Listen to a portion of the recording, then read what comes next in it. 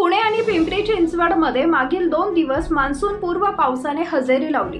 याच दरम्यान वीज पडून 19 वर्षीय तरुणाचा मृत्यू झाला। सरोलीमध्ये काल सायंकाळी कामावरून घरी परत जात होता।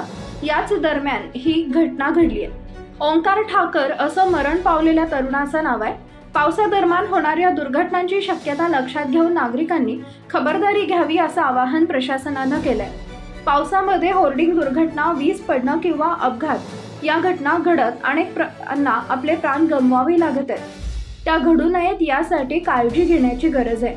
3 दिवसांपूर्वी शेतात भुईमूग काढायला गेलेल्या एका महिलेचा वीज पडून मृत्यू झाला। पुणे जिल्ह्यातील राजगुरुनगरमध्ये ही घटना घडली। तिनेवाडी कोहिनकरवाडी गावच्या हद्दीवर असलेल्या शेंडे वस्ती येथील शेतात मंगळवारी 4 जूनला ही घटना घडली। परिसरात दुपारी वादळी वाऱ्यासह पाऊस पडला। या दरम्यान मंगल अरुडे व त्यांच्या 2 जाऊबाई शेतात भुईमूग काढायला आल्या होत्या।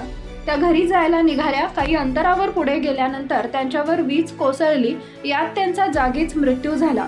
मंगल अरुडे यांच्या दुर्दैवी मृत्यूने परिसरात हळहळ व्यक्त केली गेली।